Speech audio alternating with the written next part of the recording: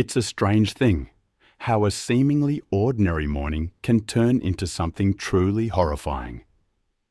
I remember reading about Lisa Hartwell, a woman in Colorado, who unknowingly ran into a situation that would make headlines about the dangers of mountain living. It was back in 2016, October 7th to be exact, in Wildwood Heights, an affluent neighborhood in Boulder. The area was still dark when she began her usual 5 a.m. run. Lisa was a 33-year-old marketing coordinator who loved the mountain lifestyle. She'd moved there a couple of years prior, drawn to the promise of mountain living with urban conveniences. She was a dedicated fitness enthusiast, and her morning run was sacred to her. A time when she could clear her mind while enjoying the crisp mountain air. That autumn was unusually dry, and wildlife officials had issued warnings about increased animal activity in residential areas. Deer, elk, and their predators were venturing closer to human settlements in search of water.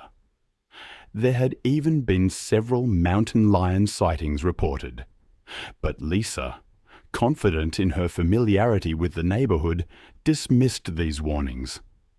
Mountain lions, or cougars as some call them, are North America's second largest wild cat species. They're powerful predators, perfectly adapted for hunting in mountainous terrain. They possess incredible stealth, speed, and jumping ability, making them formidable ambush hunters.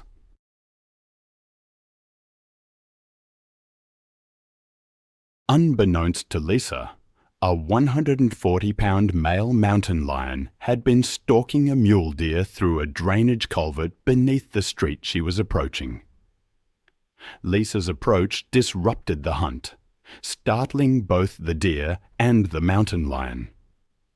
The deer bolted, leaving the frustrated predator crouched in the shadows. As Lisa passed within 10 feet of the culvert, the mountain lion exploded from the shadows. It covered the distance in a single, powerful leap. His massive front paws struck Lisa between the shoulder blades, sending her crashing to the ground. Her attempts to scream were cut short as the mountain lion's jaws clamped down on the back of her neck. The mountain lion used his strength to pull Lisa's body into the culvert, seeking the darkness and confined space for protection while he fed. Her body was recovered 3 hours later by police officers and wildlife personnel. The mountain lion had retreated further into the drainage network. Lisa had died from massive trauma to her neck and spine. The mountain lion's killing bite had proven instantly fatal. The investigation revealed that Lisa had inadvertently interrupted the mountain lion's hunt, triggering the attack. The mountain lion was tracked and euthanized the following day in the foothills above the neighborhood. Then there was Felicity Grant. It was August 19, 2017, when she arrived at Boulder County Open Space in Colorado, a vast wilderness area known for its rugged terrain and diverse wildlife population.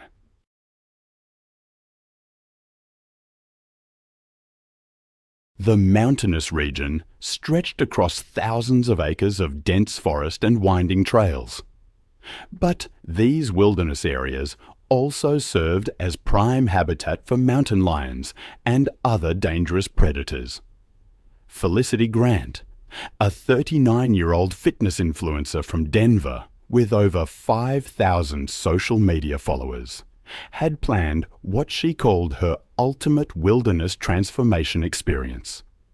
She was known for her entitled attitude and belief that her athletic superiority made her exempt from rules. There are moments I can't shake, stories that cling to the quiet hours of the night. The tale of Felicity, the influencer, is one of those.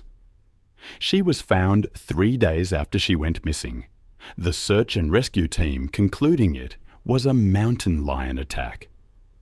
Felicity had a habit of clashing with people. One woman, a fellow hiker named Maria, tried to warn her about hiking alone at dawn. Felicity dismissed her, saying jealous locals were trying to sabotage successful influencers. She'd chosen the Rabbit Ears Pass Trail, ignoring Kello's signs, claiming they didn't apply to elite athletes like herself. She even tore down warning notices, arguing that taxpayers like her had every right to use public trails. But mountain lions are apex predators, perfectly adapted for hunting in mountainous terrain. Adult males can weigh up to 180 pounds and stretch over 8 feet long. They can leap 40 feet in a single bound.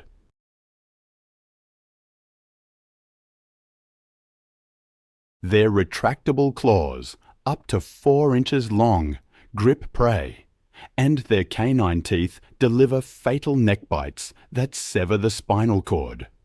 These hunters prefer to ambush from behind and above, using stealth and patience. They're drawn to erratic movements, heavy breathing, or signs of distress. Felicity began her solo run at 5:30 a.m., aiming to avoid inferior hikers. She wore noise-cancelling headphones, blasting electronic music, and carried raw steaks for her post-workout meal. The combination of her erratic running, heavy breathing, and the scent of fresh meat created perfect conditions to attract a mountain lion. A 140-pound male had been hunting in the area, its territory including the Rabbit Ears Pass Trail. The scent of fresh meat carried over a mile, drawing the cougar to Felicity's movement. It stalked her along the ridge, using rocks and trees for cover. As Felicity rounded a bend, the mountain lion positioned itself on a boulder about 15 feet above the path. Unaware due to the music and her belief in her invulnerability, Felicity passed below.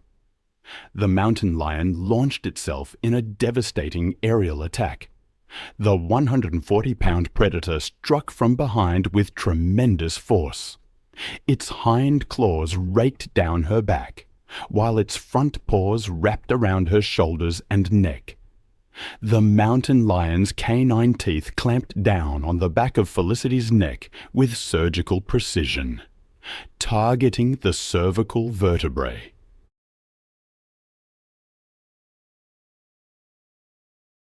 It applied crushing press of over 400 pounds per square inch directly to Felicity's spinal cord, severing the connection between her brain and body instantly. The bite penetrated deep into the neck muscles and fractured the vertebrae, causing immediate paralysis from the neck down. The cougar maintained its grip, claws securing its position. Its hind legs continued raking down her spine and legs, opening deep wounds that bled profusely. Within 2 minutes, Felicity died from spinal cord severance, massive blood loss, and suffocation. The mountain lion then dragged her body off the trail to feed undisturbed.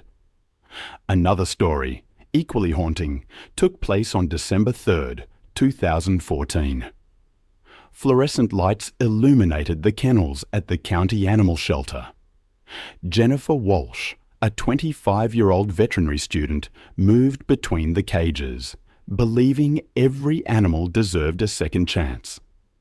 She volunteered on weekends, advocating for the shelter's most difficult cases, gravitating toward aggressive dogs marked for euthanization. The dog that would cost Jennifer her life was Diesel, a 75-pound pit bull with a scarred muzzle and eyes that seemed to hold years of rage. He'd been surrendered after multiple bite incidents, including an attack on a neighbor's child requiring emergency surgery. The behavioral assessment deemed him too dangerous for adoption. Scheduled for euthanization, Jennifer had watched Diesel for 3 days, searching for a gentle soul beneath his aggression.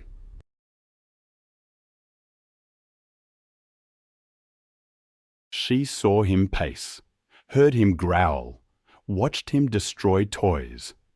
But she also noticed what she interpreted as vulnerability, moments when he pressed against the back wall, softening when he thought no one was watching. Shelter protocol was clear. Dogs like Diesel were never to be handled alone. Experienced staff with proper equipment were required for any interaction. But Jennifer believed Diesel's aggression was fear-based, that he needed one-on-one attention. On that December afternoon, with staff busy, Jennifer made the decision that would cost her her life. She approached Diesel. "I keep thinking about Jennifer, a young woman who dreamed of becoming a veterinarian. But that dream ended in a flash of violence, a stark reminder that good intentions aren't always enough." Her story is a cautionary tale, one that echoes in veterinary schools even now. The attack happened quickly. Jennifer was at a shelter, evaluating a dog named Diesel, a 75-pound mix who was slated for euthanization. She went to his kennel with a lead and a key to the isolation room. His reaction was immediate, teeth bared, hackles raised, a low growl rumbling from his chest. But Jennifer, perhaps seeing what she wanted to see, interpreted these signs as fear, not aggression. When the kennel door opened, Diesel seemed to shift, calculating. He paused just for a moment, assessing Jennifer's position.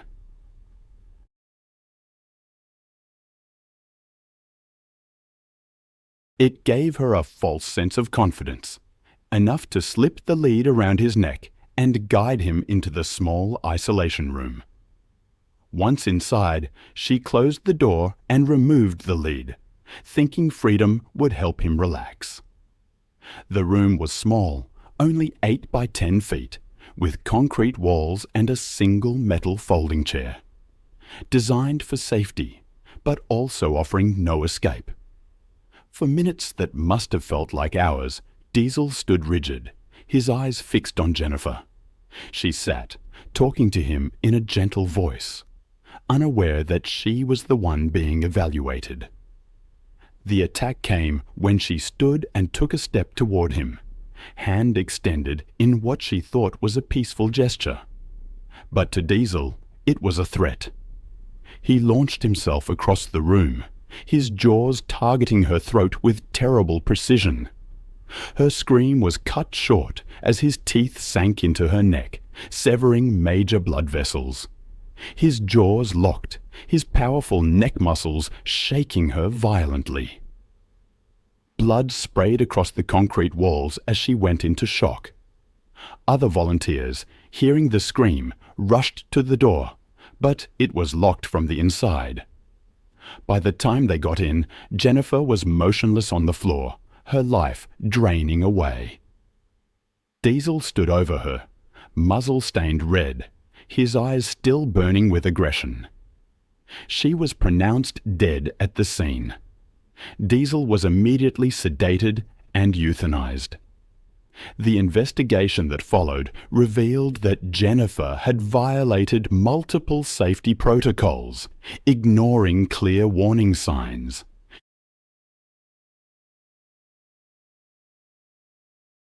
The shelter implemented new security measures. Her family established a scholarship in her name, but with a request that it go to students studying wildlife conservation, a final acknowledgement that some animals remain fundamentally dangerous, no matter how much love they are shown. Not long after this tragedy, on April 17, 2018, another incident unfolded in Florida, this time at the Sunshine Primate Sanctuary. It was a humid day, the air heavy over the grounds of the facility, which claimed to rescue primates, but was actually exploiting them for tourist photographs. The 20-acre property housed over 30 primates in substandard conditions, generating revenue through photo sessions that legitimate sanctuaries would never allow. Gorillas, chimpanzees, and other primates paced restlessly behind inadequate barriers under the afternoon sun. Jessica Rodriguez, a 31-year-old veterinary technician from Tampa, visited the sanctuary with her husband, Carlos. She believed it was a legitimate conservation effort. Jessica had always been passionate about animal welfare, documenting animal care and recovery through photos. She had dedicated herself to animal welfare, earning her degree while working nights. Her passion for primate conservation led her to volunteer at legitimate sanctuaries and support organizations working to protect great apes in the wild. She genuinely believed her visit to Sunshine Primate Sanctuary would help promote conservation through the photos she planned to take.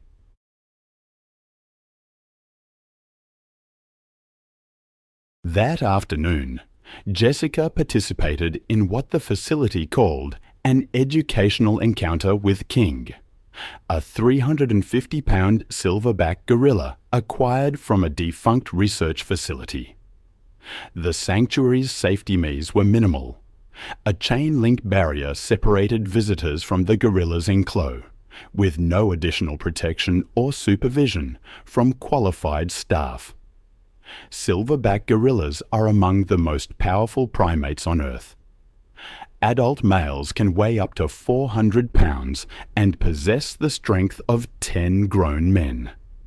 They are intelligent and emotionally complex, but also territorial and aggressive when they perceive threats. A gorilla's behavior can shift from calm to violent in seconds. Their hands can grip with crushing force, and their jaws hold sharp teeth capable of inflicting severe wounds. It's a display of power I've always found both awe-inspiring and deeply unsettling. I remember reading about Jessica, who approached a gorilla enclosure with her camera, wanting to capture the animal's intelligence. She saw King sitting calmly near the fence, seemingly observing the human visitors with curiosity. Jessica started taking photos, hoping to share a conservation message through intimate portraits. But then came the fatal moment. Jessica decided to reach through the fence to touch King, believing it would create a more powerful image. She saw his calm demeanor and mistook it for friendliness, not realizing it was the calculated patience of a territorial animal assessing potential threats.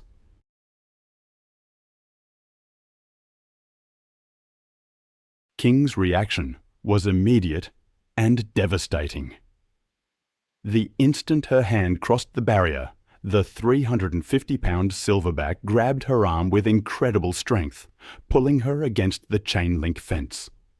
Her scream filled the air as his grip tightened, crushing bone. Others tried to help, but the gorilla's strength was too much. One hand maintained its hold on her arm, while the other reached through to grab her head and shoulders, pulling her harder against the inadequate fencing. His territorial instincts took over, his powerful hands inflicting trauma to her head, neck, and arms. Her attempts to break free only seemed to escalate his aggression, as he saw her struggles as a continued threat. Her movements grew weaker, as blood loss and injuries overwhelmed her. King's grip never loosened, his focus entirely on eliminating what he perceived as an intrusion. Within minutes, the struggle ended. The attack was fatal. The gorilla held onto her lifeless form, displaying threatening behavior toward anyone who approached. Emergency responders arrived, but it was too late. Jessica was already gone. The investigation revealed the facility was operating illegally, exploiting animals and visitors, while providing inadequate safety and care. It was shut down, and the primates were moved to legitimate sanctuaries. King was transferred to an accredited facility where he could live out his days in conditions appropriate for his species.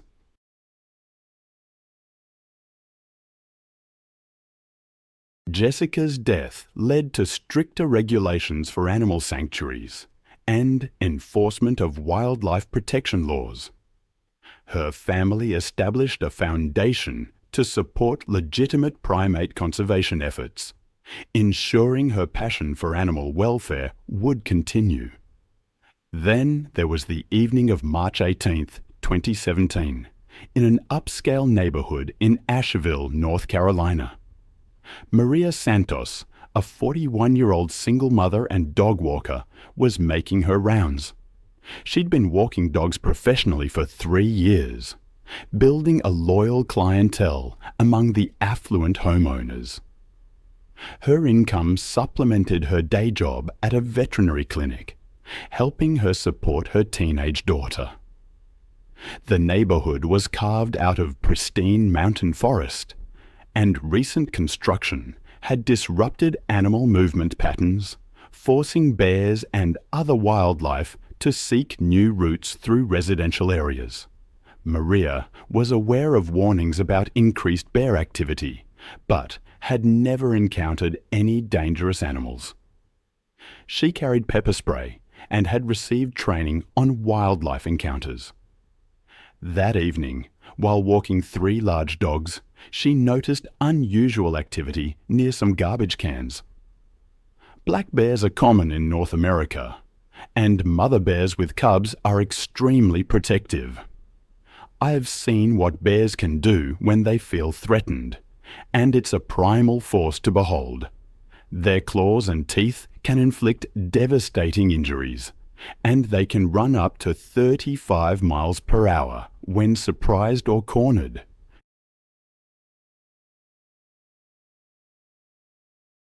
Wildlife officials relocated the bear and cubs to a remote mountain area. The community implemented new waste management protocols, including bear-proof garbage containers and an early warning system for wildlife sightings.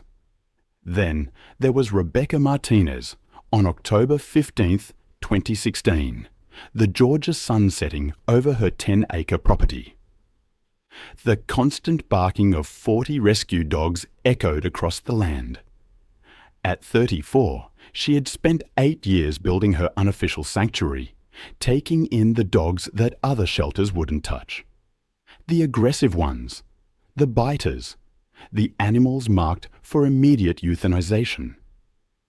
Her recent divorce had left her financially strained and emotionally isolated, with only her dogs for company on the remote property. Rebecca's neighbors had grown used to the noise, though some whispered concerns about the woman who seemed to care more about dangerous animals than her own safety. She rarely left the property anymore, moving between encloses with hands scarred from countless bites. Friends noticed the changes in Rebecca. She'd grown thinner, more withdrawn, speaking more about her dogs than anything else. Her ex-husband had tried to warn her about the dangers, but Rebecca dismissed his concerns. Even the feed delivery drivers had begun leaving supplies at the gate. The main enclosure housed her 3 largest rescues: Rex, a 90-pound pit bull mix; Titan, an 85-pound Rottweiler cross; and Scar, a 75-pound mixed breed.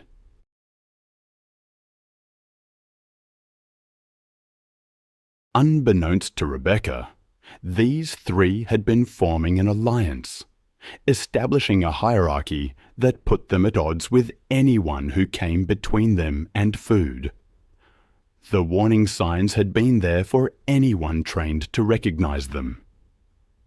The 3 dogs had begun sleeping closer together, sharing food bowls, and displaying coordinated territorial behavior.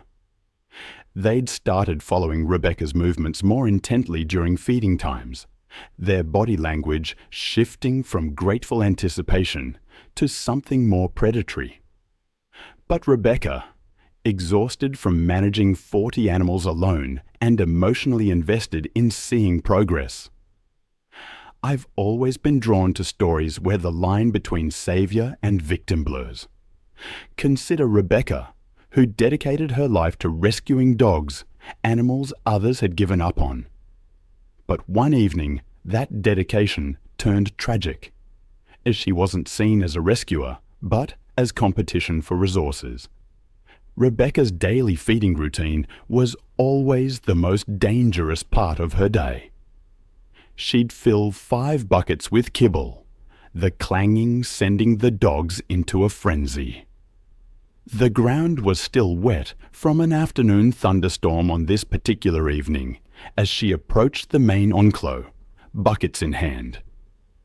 The 3 large dogs pressed against the fence, eyes locked on the food, muscles tense. She'd done this thousands of times before, but this night felt different. I can only imagine the feeling, a sense of unease settling in.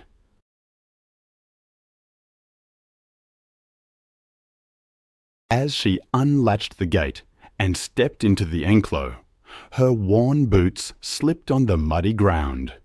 She stumbled, the weight of the buckets pulling her down. The metal containers crashed, spilling kibble across the wet dirt. Rex was the first to move, but as Rebecca struggled to get back on her feet, something in his demeanor shifted. His eyes, once focused on the kibble, now locked onto her.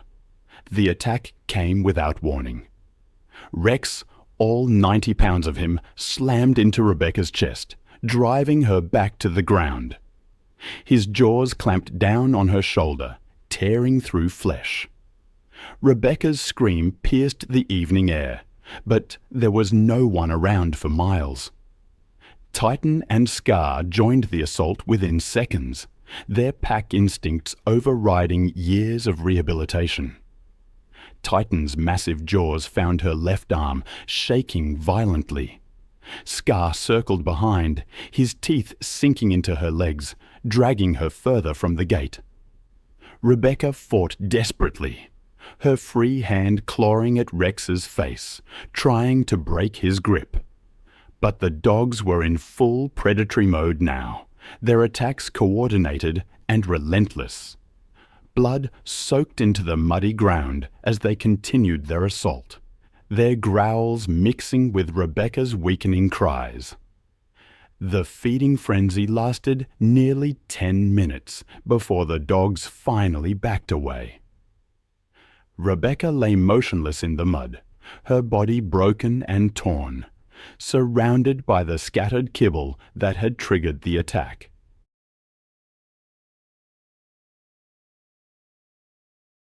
Her goal that morning was simple: a quick 2-mile jog before breakfast, the same as she did every morning at home. I've often thought about how quickly a sense of safety can shatter. One moment, you're jogging. The next, you're facing a pack of wolves. It happened to Camille. She'd unknowingly crossed into a wolf enclos. The wolves had been fed the previous evening, but the cold night kept them alert. 3 of them, the dominant male and 2 others, were near the northern edge, restless, catching her scent.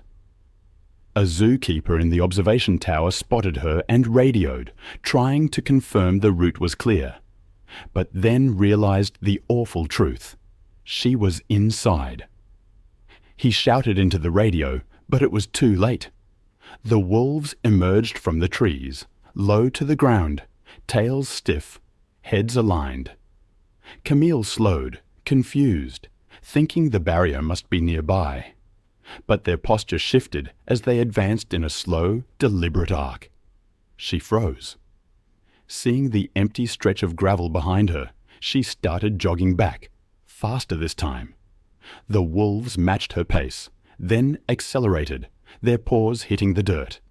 She broke into a sprint. The zookeeper watched as Camille glanced back at the wolves. Near a drainage trench, her foot caught on the uneven gravel, and she fell hard. Before she could get up, the lead wolf clamped down on her right thigh, pulling backward. She twisted, trying to kick free. But another wolf lunged at her shoulder. Her scream echoed across the enclave.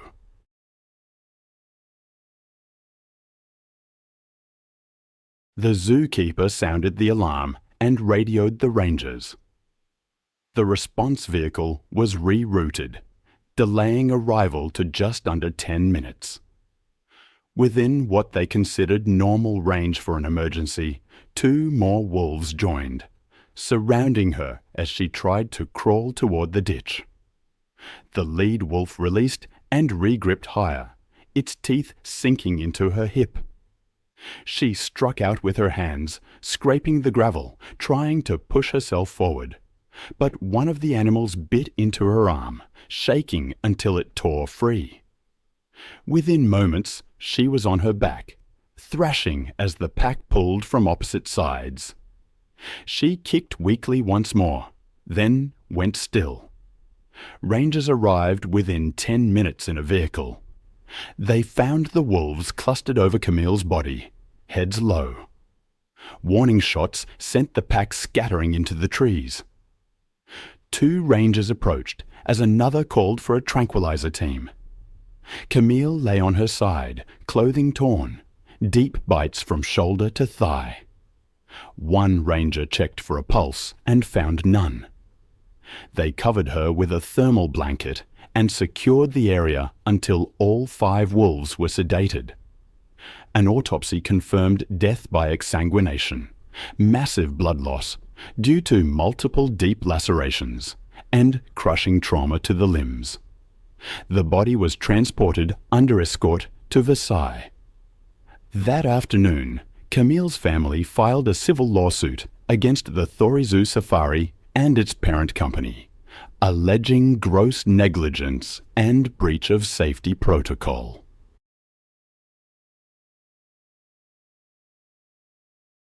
After a year of investigation and hearings, the court ruled in favor of the family. The park quietly settled without appeal. Following the incident, a criminal negligence inquiry and an independent enclave audit were conducted. Thorizoo Safari implemented procedural retrofits, installing interlocks and alarms that trigger if any gate remains unlatched for more than 15 seconds. It was July 22, 2016. The Oklahoma sun beat down on the dusty grounds of Wild Art Big Hat Sanctuary, a privately owned facility nestled among rolling hills 30 miles outside Tulsa. The 50-acre property housed over 20 rescued lions, tigers, and other exotic cats in a collection of chain-link encloses that stretched across the rural landscape. The afternoon air shimmered with heat, while the distant sounds of roaring and pacing echoed from various habitats as the cats sought shade from the oppressive summer temperatures. Ashley Martinez, a 23-year-old college student from Dallas, had discovered the sanctuary through social media, while road tripping with her boyfriend Jake through Oklahoma's quirky roadside attractions. Ashley was constantly seeking unique photo opportunities for her personal memories, having grown up taking pictures at every family vacation and special event. Her phone was filled with daredevil shots from cliff edges, abandoned buildings, and extreme sports activities that showcased her fearless personality to friends and family.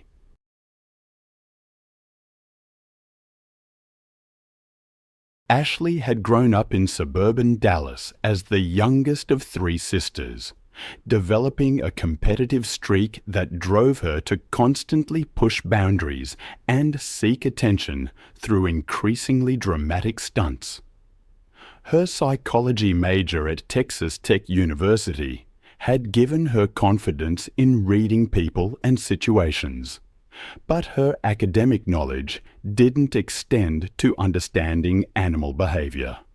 That afternoon, Ashley and Jacob paid the sanctuary's fee for a close encounter experience that promised visitors the chance to observe big cats during feeding demonstrations and educational presentations. The facility operated in a legal grey area, offering interactions that legitimate zoos and accredited sanctuaries would never permit. African lions are apex predators that retain all their wild instincts, regardless of human contact or hand-rearing. Adult males can weigh up to 420 pounds and possess incredible strength, speed, and territorial behaviors that make them extremely dangerous in captivity.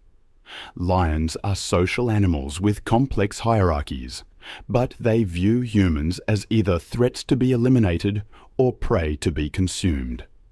Their powerful jaws can deliver bite forces exceeding 650 pounds per square inch, while their razor-sharp claws can inflict fatal wounds with a single swipe. I've seen photos that I can't quite shake from my mind. A woman, smiling, holding up her phone, and just behind her, a massive lion. That photo never happened, of course. But the impulse did.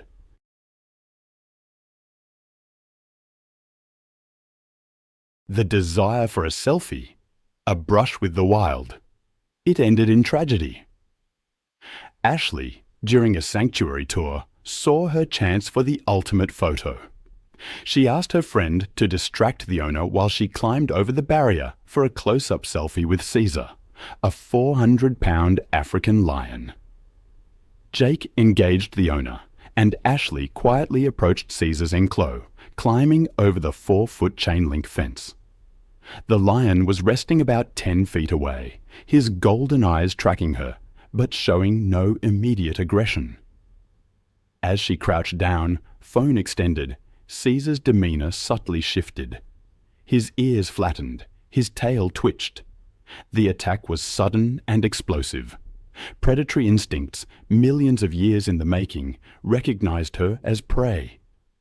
The lion launched himself, covering the distance in a single bound. Ashley's phone flew away as Caesar's paws struck her chest. She fell backward, his claws digging into her torso and shoulders. His jaws clamped down on her neck, teeth puncturing muscle and vertebrae.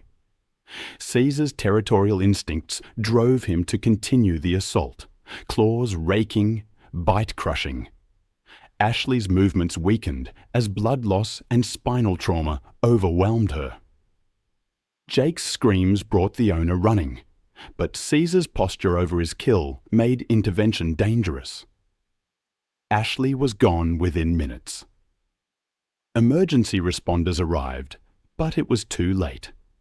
The investigation revealed the facility lacked proper permits and insurance. Caesar was relocated.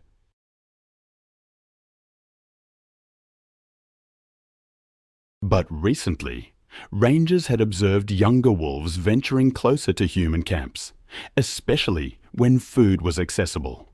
Just before dawn, around 4 a.m., Elena woke to soft rustling near the cooking area, then a faint growl. She thought it was a fox until she saw silhouettes clustered around the fire pit where the unsealed food bag lay torn open.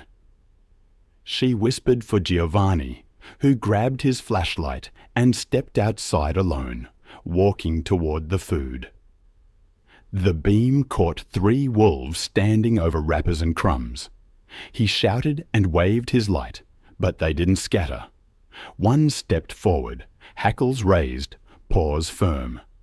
Giovanni shouted again, clapping as he closed the distance. The older female lunged, nipping at his forearm in a defensive snap. Giovanni jerked back, but a younger one followed through, clamping down near his elbow. The bite struck deep, severing tissue. He fell backward, blood pulsing. The wolves held their ground, circling the dropped food bag. Eleanor tore from the tent with a burning stick.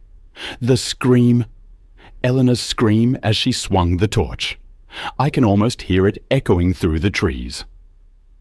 Giovanni lay collapsed, and the image of that blood pooling. It stays with me. The investigation that followed painted a grim picture. A freak accident, they called it. The way he twisted, the artery, a tear that caused near-instant collapse. Food, they said, had provoked the wolves. Unsecured rations.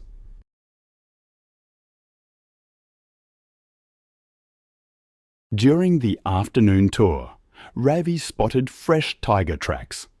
He cut the engine, whispered for silence. But Genevieve, frustrated by the distance, declared she needed closer photographs. Ignoring all protests, she stepped over the safety barrier and into the chest-deep water, camera held high. Unbeknownst to them, a massive 400-pound male Bengal tiger was resting nearby. These tigers are ambush predators, using the water to their advantage. This particular tiger had killed humans before, and it recognized the sound of vulnerable prey entering its territory. It slipped into the water and began swimming toward Genevieve, only its eyes and nose visible above the surface. She was completely unaware as she photographed tiger tracks along the shoreline. The tiger closed the final 20 feet underwater, its powerful limbs propelling it with deadly precision. There are moments in the wild where the line between hunter and hunted blurs with terrifying speed. I've read accounts where a scent, faint and unfamiliar, can trigger an ancient reflex, urging a creature to follow, test, and close the distance. It's a stark reminder of the primal instincts that still simmer beneath the surface of the natural world. I remember one case in particular that always stuck with me. On November 15th, 2016, in the remote forests of Primorsky Krai, eastern Russia, snow fell, muting the usual sounds.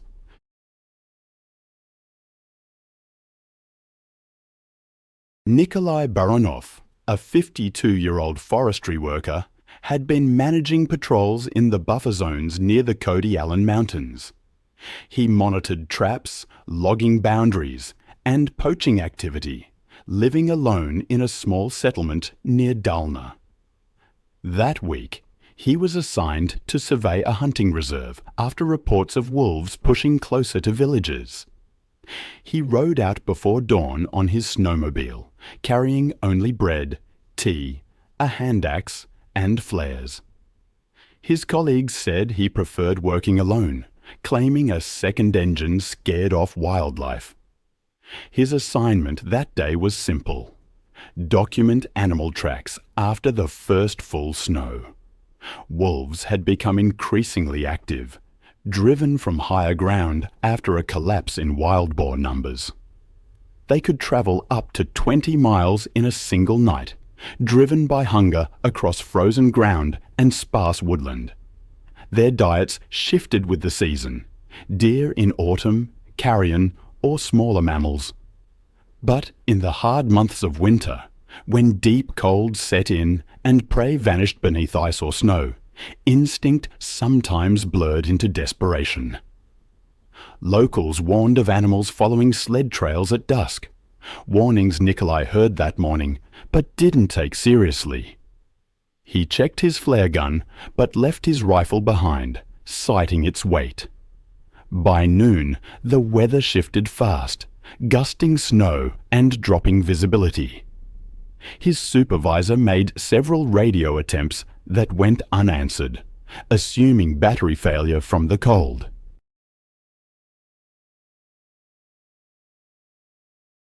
When evening came and Nikolai still hadn't returned, Yevgen, a neighbouring ranger and longtime friend, prepared to follow his route before dark. Yevgen rode out around 5 p.m. with a flashlight and a sidearm. The tracks were faint but visible, a single snowmobile line winding north, then stopping abruptly about 800 metres from the ridge. The engine was half buried in snow, its headlights still faintly glowing. Prince showed Nikolai had dismounted, perhaps to clear ice from the track. Around the site, another pattern emerged. Paw marks, deep and overlapping, circling. The snow bore drag lines, evidence of pacing. Then the circle tightened. From that point, the scene unfolded through what Yevgen later described as a sequence of struggle. Human footprints turned erratic, moving backward. Closer inspection revealed a snapped branch at chest height and a torn glove 10 feet away.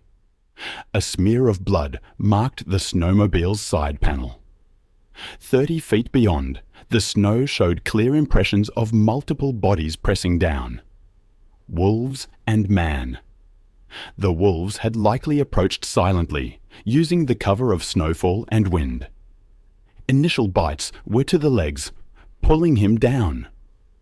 Blood spray against nearby birch bark indicated arterial injury within seconds.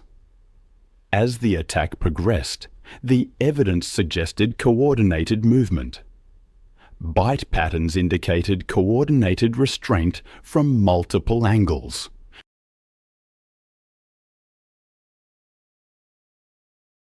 His jacket was shredded along the spine, showing where one animal had clamped onto his back, while another tore at the neck. Boot prints ended mid-stride, replaced by drag marks. Yevgen followed them cautiously, revolver drawn. The forest was unnervingly still. He found the body 30 meters downhill near a frozen stream. The snow around it was flattened and red. The wolves had likely fed briefly before retreating. Later investigations showed that the surrounding prints showed at least 4 individuals, 2 larger adults, 2 smaller juveniles. Yevgen radioed the base immediately. It took nearly an hour for a snow vehicle from the nearest post to arrive, by which time darkness had swallowed the clearing. The men lifted the body onto a tarp, careful not to disturb the bite patterns for analysis. The stench of blood lingered even in the cold. The pack didn't return, but distant howls echoed as the rescuers secured the area. Nikolai's remains were taken to Dalna for examination. Autopsy confirmed catastrophic blood loss, with multiple punctures to major vessels and crushing trauma to the neck vertebrae consistent with a fatal bite. Time of death was estimated shortly after the onset of the attack. The official report listed predatory behavior exacerbated by winter scarcity. Specialists noted that 2016 saw an unusual decline in prey density across the region. The incident received a single mention on regional news, framed as a tragic encounter during severe weather.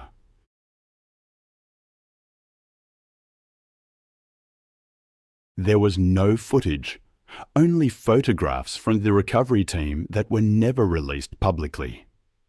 There's something about alligators that has always captivated me. Perhaps it's the sheer primal force they represent, a living link to a world millions of years gone by. Perfectly adapted ambush hunters, they've remained virtually unchanged for over 200 million years. Adult males can reach staggering sizes, over 14 feet long and weighing over 1,000 pounds, with a bite force exceeding 3,000 pounds per square inch. I remember reading about a man named Walt, a retiree from Ohio who'd moved to Florida for the golf and the sunshine. He bought a house with a dock, right on the water, and developed a habit of feeding the ducks. It was a simple plea, watching the sunset with a beer in hand, tossing breadcrumbs to the waterfowl. But Walt's routine had an unintended consequence. The Sunset Lakes community, where he lived, was built on reclaimed wetlands, an intricate system of ponds and canals designed to manage storm runoff and provide scenic water features. These waterways connected to natural creeks, allowing wildlife to move freely. Heavy rains had raised water levels, bringing more wildlife activity than usual, including alligators. Most residents, like Walt, had learned to coexist with the reptiles. However, Walt's duck feeding had created a reliable food source, attracting waterfowl and, unknowingly, drawing the attention of a much larger predator.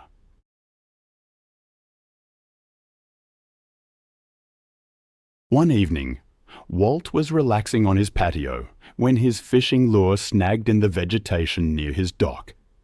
He waded into the knee-deep water, using a net to free it. He'd done this many times before, confident that the shallow water was safe. But this time was different. The attack came from directly beneath him. A 12-foot male alligator, submerged motionless near the dock for over an hour, exploded upward. Its jaws clamped down on Walt's right leg, the bone-crushing press instantly fracturing his femur and severing major arteries. The alligator initiated its signature death roll, spinning violently in the water, dragging Walt into the deeper canal. Within minutes, Walt's movements ceased, the result of drowning and massive blood loss. Emergency responders arrived quickly, but it was too late. The alligator had retreated into the deeper water with Walt's body. The subsequent investigation revealed the grim truth. Walt's regular duck feeding had inadvertently attracted the alligator, creating a fatal situation. Walt's death prompted immediate changes to the community's water safety protocols, including the installation of warning signs. Adult male alligators can reach lengths of 14 feet and weigh over 1,000 pounds. I've always found that fact both terrifying and fascinating. Their jaws can exert over 3,000 pounds of press per square inch. With that kind of force, they can launch themselves out of the water with explosive power.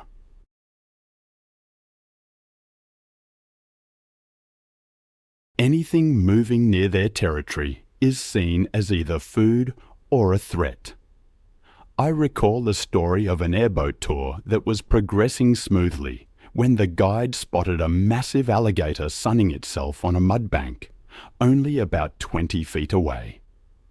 This reptile was exceptional, easily 12 feet long and weighing over 800 pounds. It was utterly still in the afternoon heat, a prehistoric form rendered motionless. A man named Michael began photographing the magnificent predator. He was excited to capture images of such an impressive wild animal to show his colleagues. But his enthusiasm overcame his caution as he leaned farther over the boat's edge to get closer shots. Then his phone slipped from his grip and began falling toward the dark water.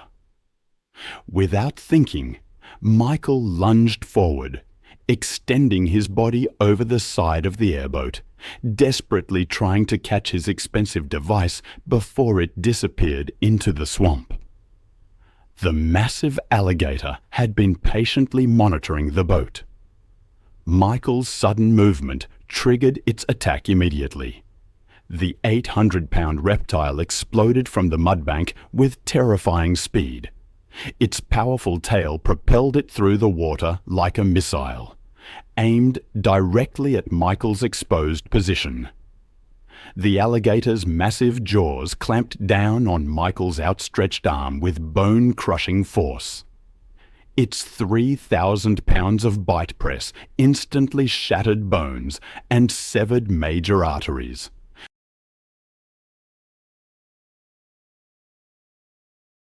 Michael's scream of shock and pain echoed across the swamp as the reptile's momentum pulled him completely over the side of the airboat and into the murky water.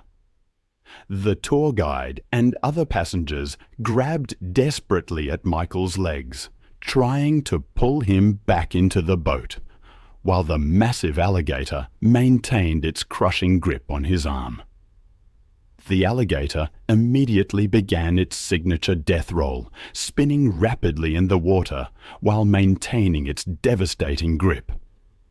Michael's struggles grew weaker as the combination of massive blood loss, crushing injuries, and drowning overwhelmed his body.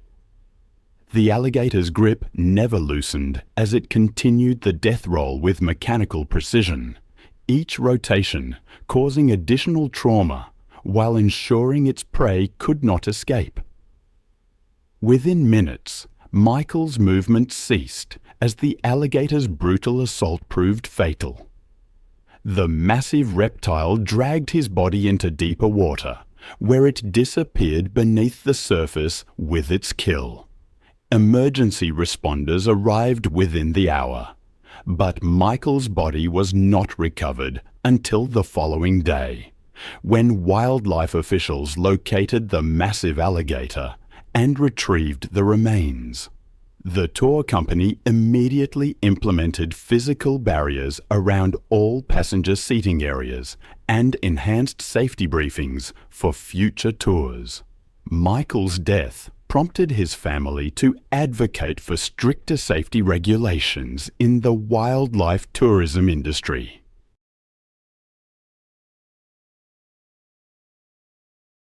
The incident highlighted the deadly consequences of ignoring safety warnings around apex predators and became a cautionary tale about the dangers of prioritizing photography over personal safety.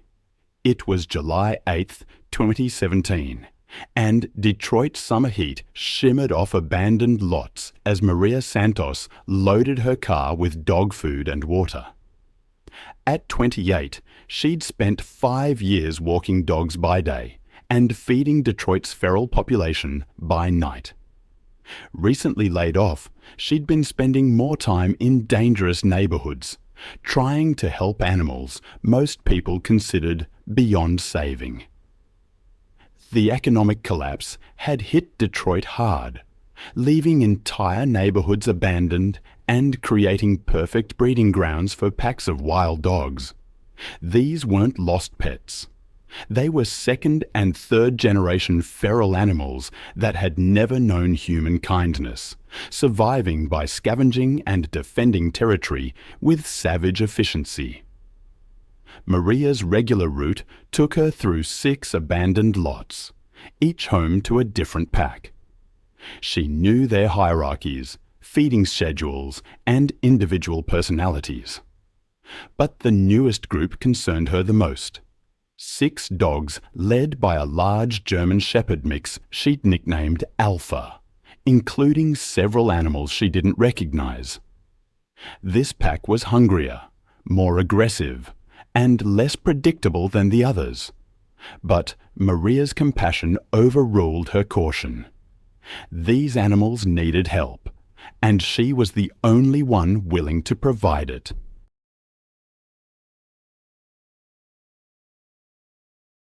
As twilight settled over the abandoned neighborhood, Maria parked near the lot where Alpha's pack had made their home.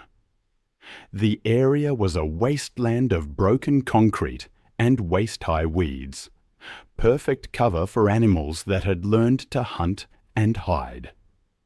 Maria had been feeding this pack for 3 weeks, always maintaining a safe distance. But tonight felt different. The dogs seemed more agitated, their movements more coordinated, their attention more focused on her than the food. What she didn't realize was that pack dynamics had shifted with the addition of 3 new dogs, animals that saw humans not as providers, but as competitors. Alpha emerged from the shadows first, his 80-pound frame moving with predatory grace. Behind him came the others.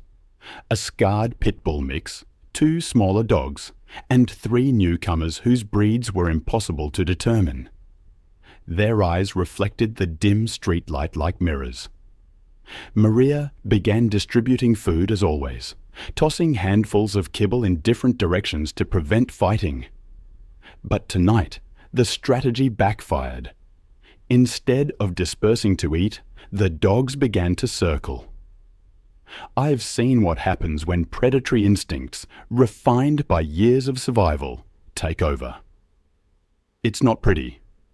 It's a chilling reminder that the line between domesticity and wildness can be razor thin. Sometimes kindness is forgotten in the face of perceived threat. I remember reading about Maria, a woman who fed a pack of 6 stray dogs in an abandoned neighborhood.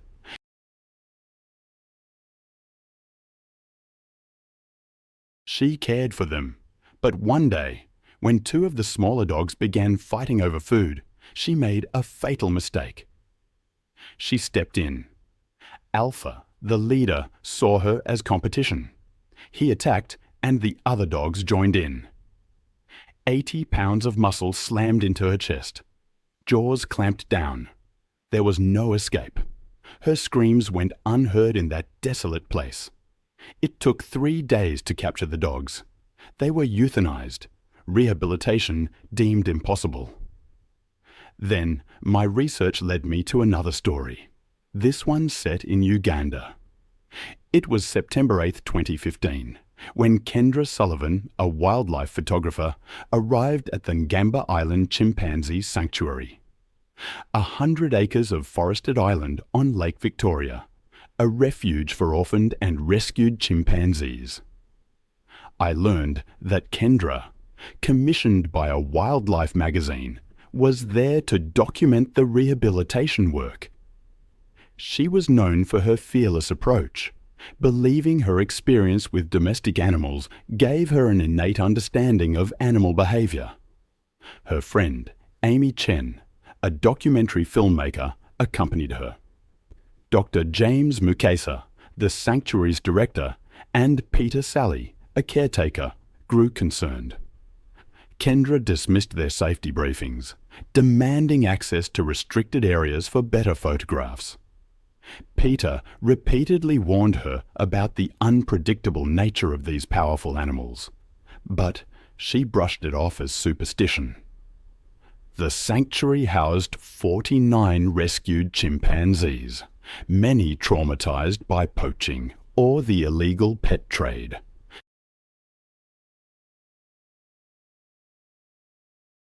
He lunged forward and grabbed Kendra's extended arm with crushing force. I've read accounts that still haunt me. Take, for example, the story of Kendra, attacked by a chimpanzee named Boso. The force of his bite was mead at 1,300 lb per square inch, enough to immediately fracture bone. I can only imagine the horror as he pulled her against the barrier, his massive canines tearing into her face and neck. Chimpanzees, I learned, instinctively target the face, hands, and genitals during attacks. For nearly 2 minutes, Boso bit and clawed at her, crushing facial bones and severing major blood vessels. Her attempts to defend herself were futile. Her free hand was severely mutilated, several fingers crushed. Peter Sully, hearing her screams, used high-pressure water hoses to drive Boso away. But it was too late. Kendra died from hypovolemic shock and facial trauma before emergency services could reach her. The investigation that followed revealed security failures, and her family filed lawsuits. Then there's the account from February 9, 2014, near Langer, Saskatchewan. It was a seemingly routine trip into the woods for 2 men.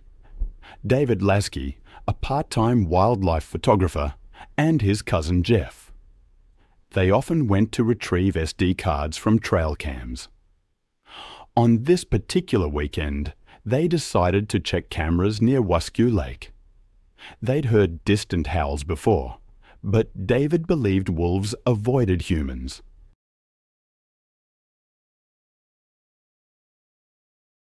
One wolf snarled and darted back, fur singed, but the others held their ground. David was on his knees now, blood pumping through his fingers. He tried to rise, but his leg gave out. Jeff charged forward with the flare, waving it aggressively. The heat drove them back momentarily. David slumped sideways. I often find myself dwelling on the moment when the line between the human world and the wild is blurred, sometimes tragically. It happened on December 9th, 2018. The hillside community of Canyon Vista, nestled in suburban Los Angeles, was enjoying an unusually warm winter evening. But that night, the urban sprawl met the raw power of nature in a way no one could have predicted. Jeff, panting, swung the flare in wide arcs, trying to keep the wolves at bay. They retreated, growling, into the trees. He pressed on his cousin David's wound, but it was too deep. The movement stopped within a minute. He pulled David's camera bag close and used his phone to call for help. The signal was faint, intermittent, but it reached a nearby ranger station. 40 minutes later, authorities arrived by snowmobile. They found Jeff sitting beside the body, shaking uncontrollably. Wolf tracks surrounded the site in a broad ring, with drag marks leading back towards the tree line and the cached deer carcass. The official report listed the cause of death as exsanguination from femoral artery trauma, consistent with large animal bites.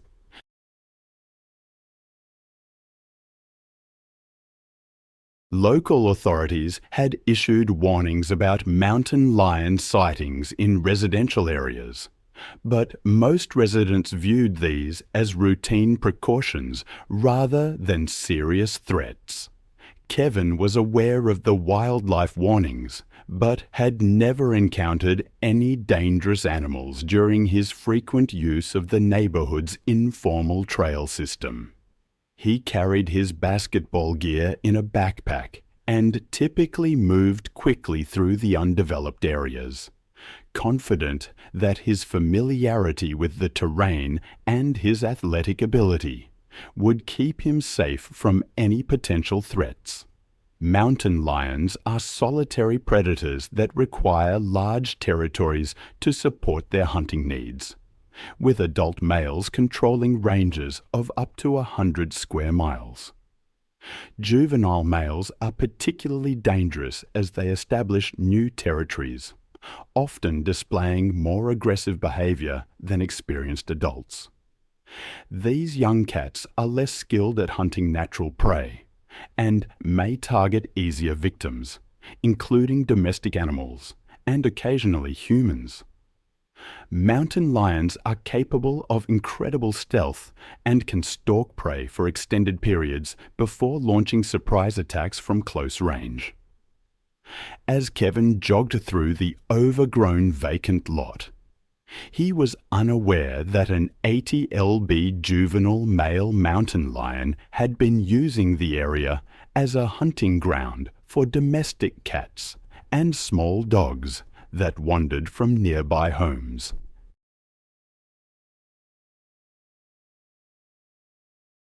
The young cat had been displaced from his natal territory by an older, more dominant male, and was desperately seeking to establish new hunting grounds that could support his survival. The mountain lion had been stalking Kevin for several hundred yards, moving silently through the dense brush while staying downwind to avoid detection. The cat's hunting instincts were triggered by Kevin's size, movement pattern, and the fact that he was alone and vulnerable in the predator's newly claimed territory. The attack came from behind as Kevin navigated through a particularly dense section of chaparral. The 80 lb mountain lion launched himself from the brush with explosive force, his powerful hind legs propelling him through the air to land squarely on Kevin's back. The impact drove Kevin face first into the rocky ground, while the cat's claws found purchase in his shoulders and back. The mountain lion's jaws clamped down on the back of Kevin's neck, his 4 canine teeth puncturing through muscle and vertebrae, while his bite force targeted the spinal cord. Kevin's attempts to fight back with his backpack proved futile against the cat's superior strength and positioning. The mountain lion's razor-sharp claws raked across Kevin's shoulders and torso, each swipe opening deep gashes that caused massive blood loss. Kevin's screams for help echoed through the hillside community, alerting residents in nearby homes to the emergency unfolding in the vacant lot.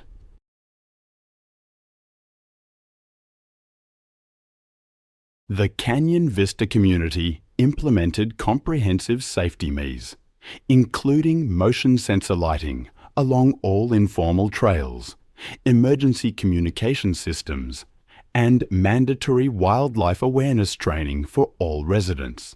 Kevin's family established a memorial foundation to support wildlife safety education and habitat preservation programs that reduce human-wildlife conflicts.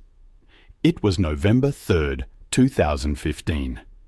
The sprawling grounds of Lona Exotic Ranch stretched across 300 acres of East Texas countryside, where wealthy clients paid premium prices for once-in-a-lifetime photo sessions with dangerous predators. The private facility operated in the shadows of legitimate wildlife conservation, offering interactions that accredited zoos would never permit. The afternoon sun cast long shadows across custom-built encloses housing tigers, lions, and other big cats acquired through questionable channels. Brandon Walsh, a 27-year-old personal trainer from Houston, had discovered the ranch through word-of-mouth recommendations from clients who had visited similar facilities. Brandon was passionate about fitness and adventure, always seeking new challenges that would test his physical and mental limits. He had saved money for months to afford this unique experience, viewing it as the ultimate test of his courage and confidence around dangerous animals.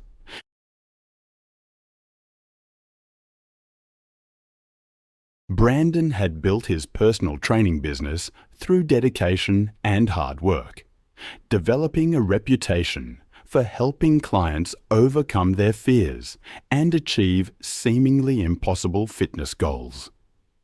His confident personality and fearless approach to challenges had made him popular among Houston's fitness community, though his success had perhaps made him overconfident about his ability to handle any dangerous situation. That afternoon, Brandon had paid the rancher's exorbitant fee for a private photo session with Sasha, a 300-pound female Bengal tiger who had been hand-raised from a cub.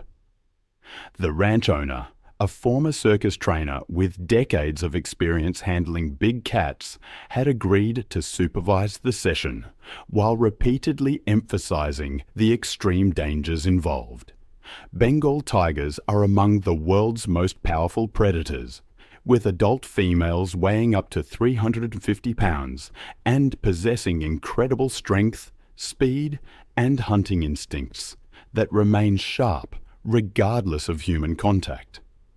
These magnificent cats are solitary territorial animals that can become extremely aggressive when their personal space is violated. Their powerful jaws can deliver bite forces exceeding 1,000 pounds per square inch, while their razor-sharp claws can grow up to 4 inches long. The photo session began with Brandon positioned outside Sasha's enclosure, capturing dramatic shots of himself posed near the massive predator while maintaining the safety barrier between them.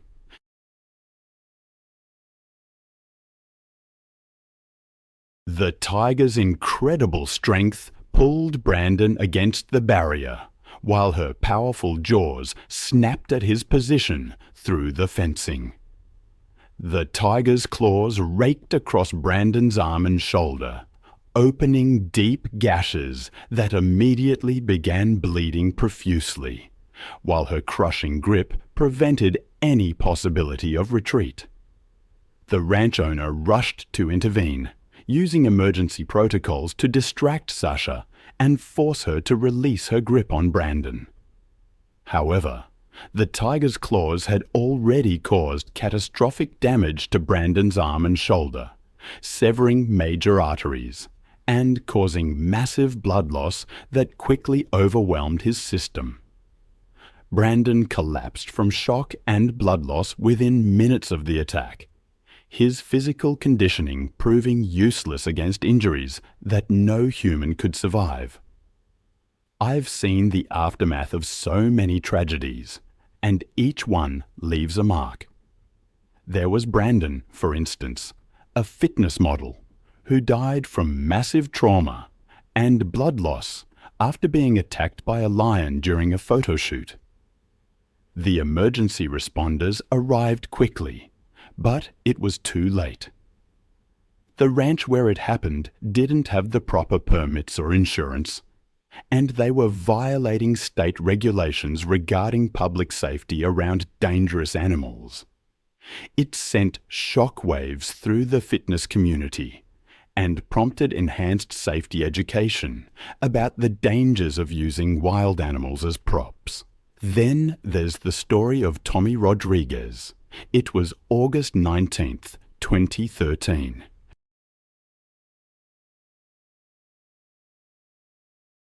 The Missouri heat was heavy over his remote property, and the stench of neglect hung in the air.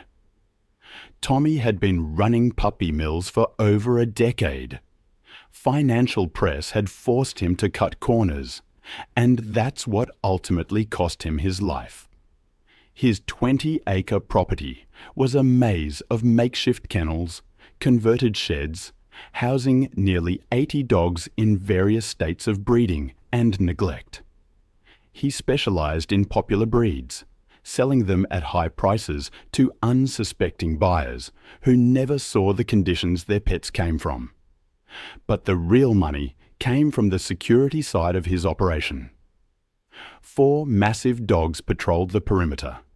2 cane corsos, weighing over 120 pounds each, and 2 mastiff mixes, tipping the scales at nearly 140 pounds. These weren't pets or breeding stock. They were weapons, acquired from a defunct fighting operation and trained to be aggressive.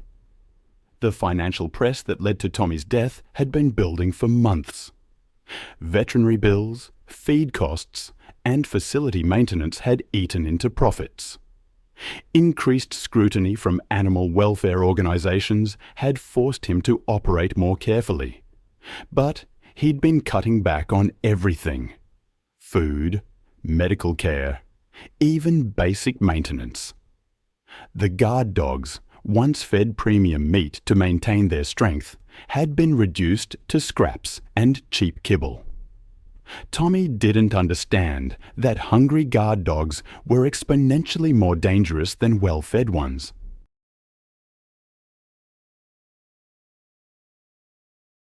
Hunger sharpened their predatory instincts, made them more territorial, and reduced their tolerance for human presence.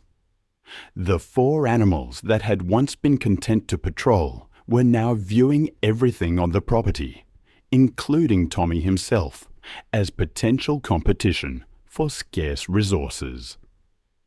The dogs had been showing signs of increased aggression for weeks.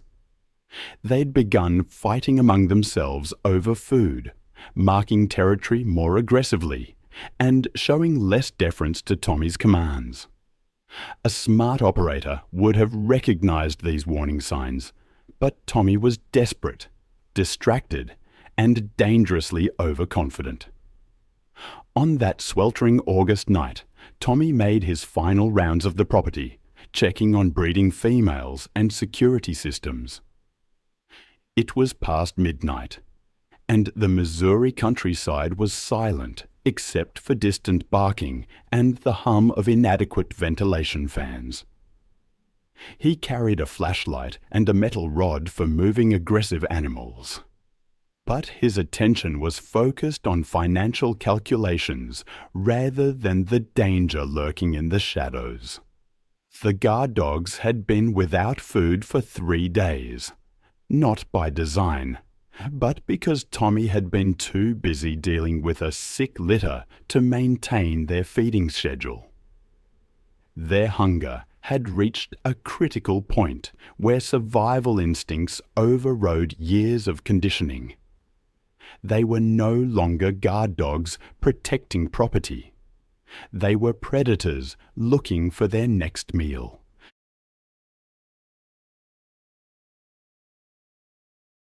Tommy's mistake was approaching the area where he kept the guard dogs without proper precautions.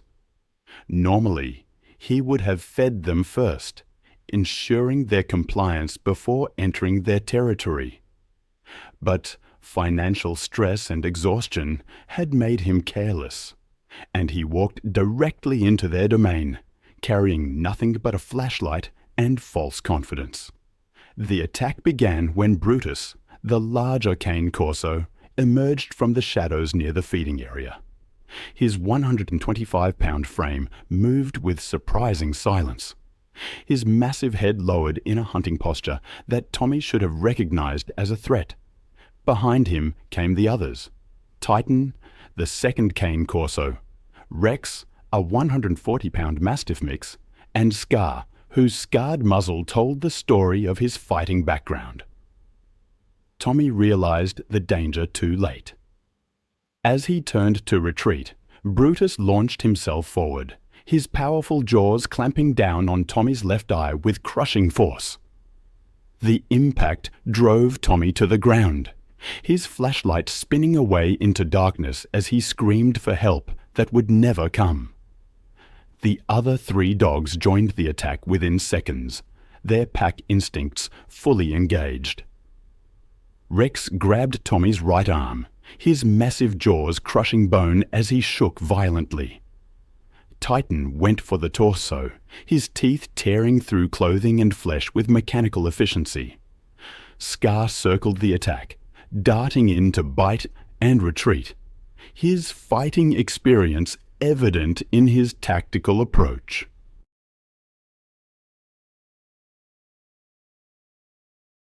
Tommy's screams echoed across the empty countryside, but his nearest neighbor was over 2 miles away.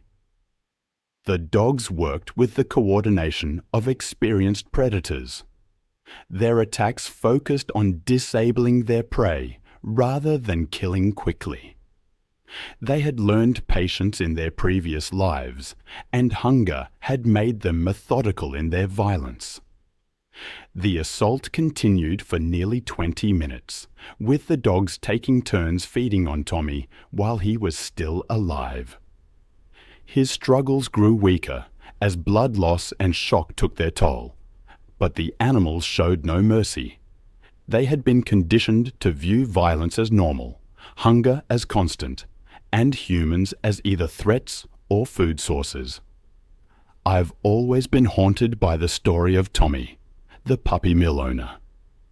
It's a stark reminder that the cruelty we inflict often comes back to us in unexpected ways. In his case, the very animals he exploited for profit became the instruments of his demise.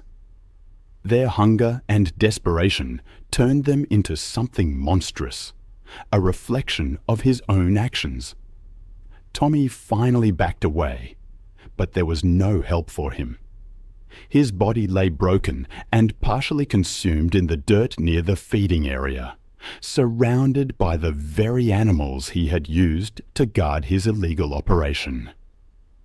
The guard dogs, their hunger sated for the moment, retreated to their corners, their aggressive nature unchanged.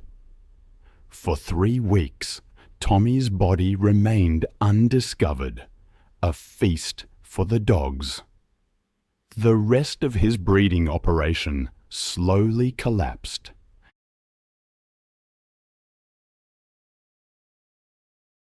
These nutrient-rich waters serve as a natural highway for migrating great whites, drawing the massive predators to hunt the abundant seal colonies. Tara Whitfield, a 38-year-old marine biology graduate student from Los Angeles, had booked the most expensive shark cage diving package available. And she immediately began making unreasonable demands. She was known for her entitled attitude, for her belief that money could buy her anything. She had already berated Captain Steve Morrison and marine biologist Dr. Lisa Chen multiple times during the morning briefing. Her boyfriend, Brad Mitchell, watched uncomfortably as Tara screamed at the crew for what she called their pathetic safety restrictions. Captain Morrison, with 18 years of experience operating in these dangerous waters, had dealt with difficult clients before. But Tara's aggressive behavior and complete lack of empathy alarmed him. She repeatedly demanded that the protective cage be removed entirely, claiming she had paid premium prices and deserved unrestricted access to the sharks. When Dr. Lisa Chen attempted to explain the life-threatening dangers, Tara dismissed her as an incompetent employee who was clearly jealous of successful people. Tara had convinced herself that her graduate student status and expensive booking fee entitled her to special treatment. She threatened to destroy the company's reputation online and file lawsuits if the crew didn't provide her with the extreme experience she demanded.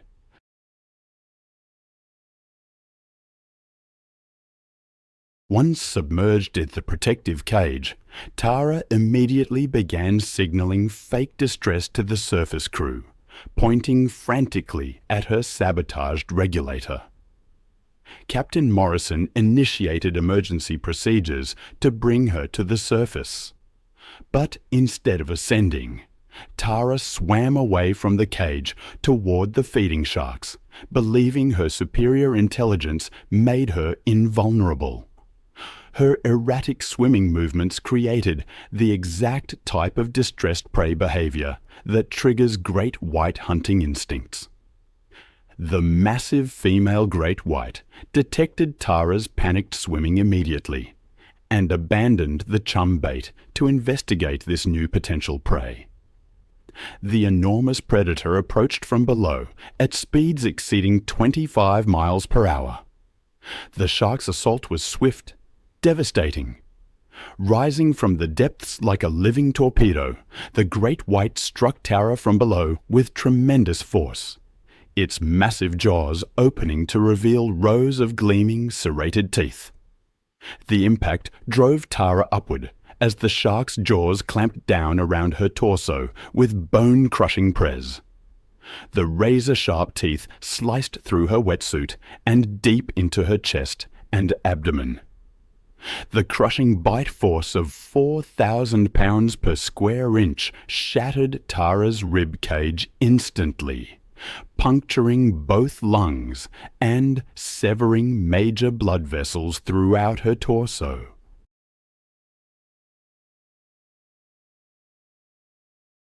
The shark's powerful jaw muscles continued applying press while its head thrashed violently from side to side, the signature feeding behavior that allows great whites to tear away large chunks of flesh. The violent shaking motion severed Tara's body at the waist, separating her upper and lower torso. I've seen firsthand how quickly things can go wrong in the wild, how a lifetime of experience can be undone in a single, fatal moment. It's a hard lesson, one often paid for in blood. Take the story of Tara, for instance. She believed money could buy her safety, even override the instincts of a shark. Her death was swift, massive blood loss, traumatic shock, vital organs destroyed in seconds as the shark fed. Her arrogance, born of entitlement, led her to deliberately sabotage equipment and ignore safety protocols. The aftermath brought stricter regulations for shark cage diving and lawsuits from a family seemingly unwilling to accept responsibility, even in grief. Then there's the case of Harold Thompson, down in Alabama on March 22, 2015. At 71, Hank, as everyone called him, moved slowly among the kennels, the sun beating down on his property. For 20 years, he and his wife Martha had built a life-breeding Rottweilers and German Shepherds. What began as a hobby became a modest business, selling litters across the southeast. But age, as it often does, had brought a certain carelessness.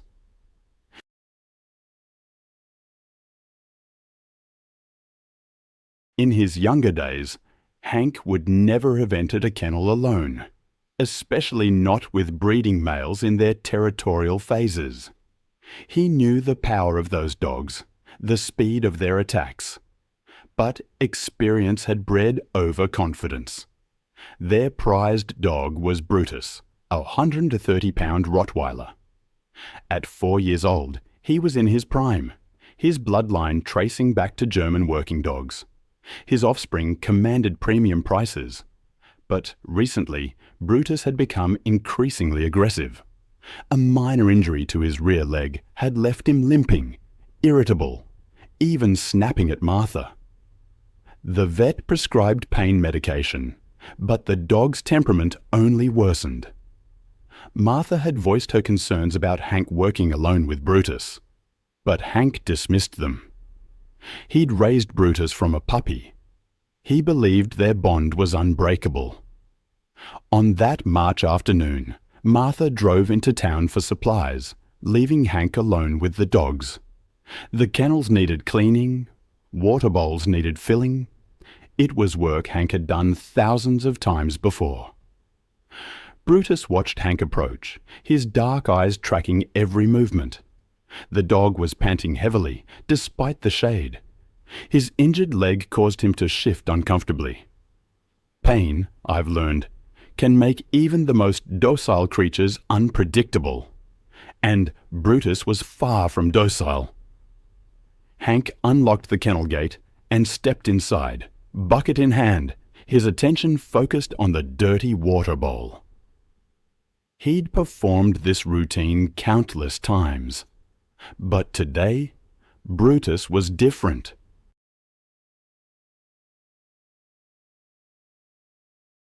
The dog's ears were pinned back, his tail held low, his massive body coiled with tension. As Hank bent down, his back turned to the dog, Brutus made his decision. There was no growling, no warning, just 130 pounds of muscle launching through the air. The impact drove Hank face first into the concrete floor, his bucket clattering away as Brutus's jaws found their target. The dog's teeth sank deep into Hank's throat, crushing his windpipe and severing major blood vessels in a single, catastrophic bite. Hank's hands clawed desperately at the animal's head, but Brutus had locked on with predatory determination. The dog's powerful neck muscles allowed him to shake violently, tearing through tissue and bone. Hank's screams were cut short, replaced by a wet, gurgling sound. Blood pooled beneath his body as Brutus continued his attack, driven by instincts bred into his lineage. The assault lasted less than 3 minutes, but the damage was irreversible. When Brutus finally released his grip, Hank lay motionless on the kennel floor, his life ebbing away. Martha returned home 2 hours later to find the property quiet. She called out for Hank, but received no response. Rounding the corner, she saw Brutus standing guard over her husband's body, the horror unfolding before her. The dog's reaction to Martha's presence was immediate and threatening. He positioned himself between her and Hank's body, his lips pulled back in a snarl.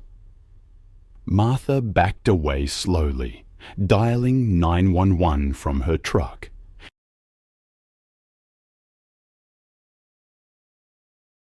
The last photos on her recovered camera showed wide shots of the river valley and a small group of wolves following a caribou herd in the mid-distance. Tracks found later indicated she moved off the main gravel bar toward higher ground, likely planning to cut inland. The first sign of struggle began about half a mile from her tent. Her GPS unit recorded erratic movement, rapid looping, then a sudden stop. Investigators reconstructed what happened next through physical evidence and predator behavior analysis. The wolves had diverted toward her position once the herd passed out of sight. Sarah likely saw them at a distance as she deployed her bear spray once. Residue was detected on nearby vegetation. Wind readings that afternoon showed a westward shift, causing partial blowback of the spray mist. It worked briefly, driving the wolves about 20 feet back before the cloud dispersed. They began to circle again, emboldened by the fading chemical scent. One flank of the group approached from behind, following her retreat up a shallow embankment. Handprints pressed deep into the soil showed she climbed in haste. Blood marks began at the top of the slope. One wolf had likely lunged first, grabbing her backpack or arm.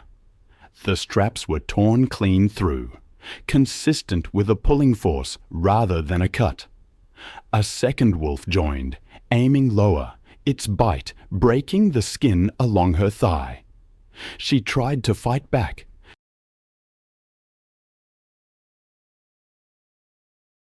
The spray canister lay spent beside her pack, but the group coordinated, one attacking from the rear, the others darting forward.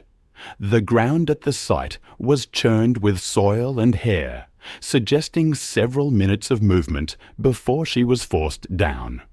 Analysis of tissue marks later revealed crushing bites to the neck and shoulder, consistent with a killing grip, the kind wolves used to suffocate large prey. Her jacket was shredded, and the torn sleeve recovered 20 feet away still held fragments of skin and fabric. Search efforts began that night, with both ground crews and a helicopter dispatched after rangers noted her vehicle unmoved. The aircraft spotted a disturbed patch of gravel near the Tlat Channel the next morning. Sarah's body lay partially covered by soil and debris, her left arm missing, likely carried off by scavengers after the attack. They collected the camera and other items for analysis, and later confirmed through timestamps that her final photograph was taken just 6 minutes before the estimated time of death. The park temporarily closed multiple backcountry zones along the migration corridor. Genetic sampling confirmed the wolves belonged to the Tolat pack. Investigators determined the attack began as a predatory test or prey proxy response that escalated fatally, but with no repeated approach or food-seeking behavior observed, no removals were ordered.